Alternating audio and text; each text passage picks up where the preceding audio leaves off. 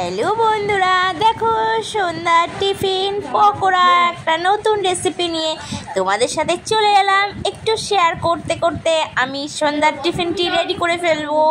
চলো আজ রেডি করা যায়। দেখো বাঁধাকপি তো কুচি কুচি করে কেটে দেখো সেদ্ধ বসিয়েও দিয়েছি। এদিকে এর ভেতর দেখো একটু মুসুরির ডাল দিচ্ছি।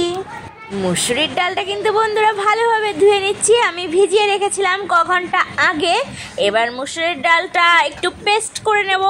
পেস্ট করে ওই সেদ্ধ করা বাঁধাকপির ভেতর মুসুরির ডালের পেস্টটা আমি দিয়ে দেব। আর বাইরে কিন্তু বৃষ্টি হচ্ছে, বৃষ্টির ভেতর না সন্ধ্যাবেলা মুখটা একটু ছোচো করে যে কি খাবো। দেখা যাক। এই পেস্ট আমার তো বাঁধাকপি দেখো সেদ্ধ হয়ে গেছে, বাঁধাকপিটা এবার নামিয়েও নিয়েছি। এবার পেস্ট করা হয়ে গেল ডাল আমার। এবার এক এক করে সব আমি ব্যাটারটা রেডি করব।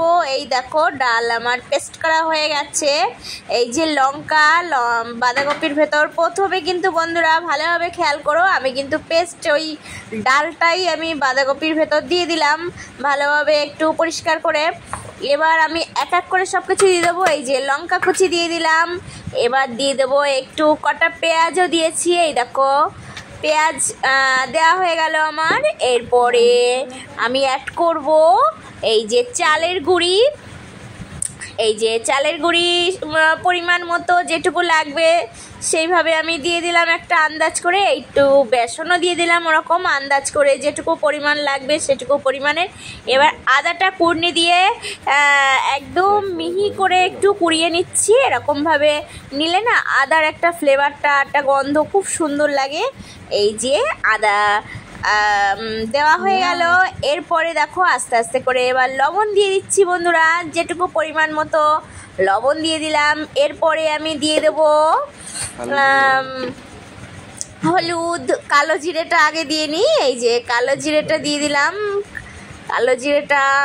কালো জিরা দেওয়া হয়ে গেছে।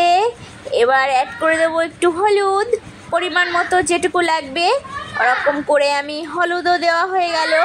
হলুদ দেওয়ার পর এবার দিয়ে দিচ্ছি একটু সামান্য চিনি, একটু অল্প মাত্রায় যেটুকু লাগে যে যেমন ওরকমভাবে একটু চিনি দিয়ে নিলাম।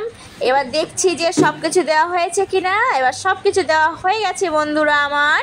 এবার এটা কিন্তু ভালোভাবে একটু মেখে নিতে হবে হাত দিয়ে। দেখো আমার মাখা কমপ্লিট। দেখো কি সুন্দর লাগছে না কালারটা। এবার চলো এক এক করে এবার গরম তেলের ভিতর এবার এক এক করে পকোড়ার সাইজ করে ছোট ছোট করে আমি তেলে ছেড়ে দিচ্ছি আস্তে করে এক একটা করে।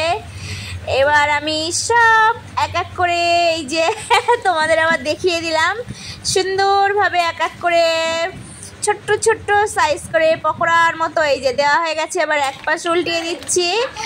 এরকম করেই করে এবার ভাজা হয়ে গেলে আমি একটা পাত্রে এবার নামিয়ে ফেলবো।